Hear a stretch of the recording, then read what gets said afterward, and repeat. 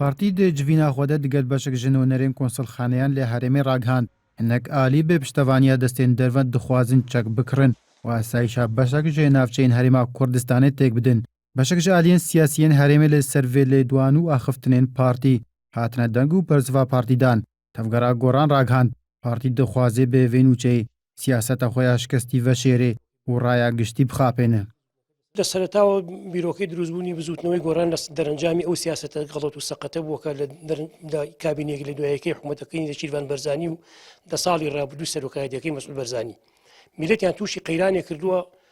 قەیرانێکە بەدەستی خۆیان دروستیان کردووە ئەیانەوە هەموو لاکان کەن بە برابەر لەگە خۆیان و خەڵ ڕاکێشن بۆ ئەو سەنگەرەکە خوانیوان کرد لە بیری بزوتنەوەی گۆڕان نەبووە لە خۆمان نەڕێخەرەکەمان بەڕاستی هێزی چەکدارمان هەبێت نەبچین چەک بکرینەوە هیچ پێویستمان بەوەنەوە بەڕاستی.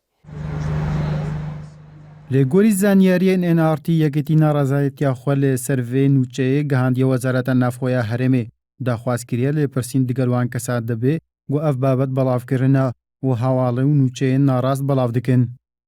یەمێکی لە کۆڵەکە ئاساسیەکانی حکومڕانی و سیستەمی حکومڕانی لە وڵاتەیە باش و خراپیەوە بەدەستی خۆمان نە شێوێنین نە لە کەسیە شێوی نەگەربی شێوێنی لە خۆمانی شوێن لە پێش هەموو کەسێکەوە ئەتوانی بڵێ ئەمە معلومەیەکی هەرچ کەسێک لای هەرچ کەسێکەوە بێ معلومەیەکی بێ ئەسڵ و فەسڵە و زۆر نادروستە و هیوادارم هیچ لایەنێک سیاسەکانی خۆی لەسەر ئەو ئەساسە بنیاد نەنێ بۆی نەکەوێت هەڵەوە. کۆمەڵە ئیسلامیە کوردستانێژی گوت چەند ساڵ بەریان نەها خودیا هێزەکە سەربازی بوو دەبێژێ دنهادە دگەل دروستکردنا تهێزێ دەنینن و بەرنامەیەوان دەنینە چەکان بکڕن.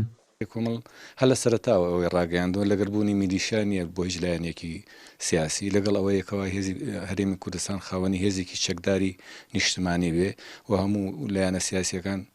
هەر پێشمەرگە و چەکدارێکیان هەیە لەناو ئەو هێزە نیشتمانیە خۆی بینێتەوە بە تەواوی ماناوە کۆمەڵی ئیسلامی ئەوە ڕەت دەکاتەوە بۆیە نە ئەو نیازەی هەیە و نە کاری باشی کردووە. بێ باوەریە بەشێک ژێ چاودێران مەبەستە ئەخفتنا پارتی تەفگەرا گۆڕان و پارتیا کرێکارên کوردستانê bû got hemîşa pekekê ji aliyê partî ve bi hêzeke alozgêr û têk der tê bi nav kirin.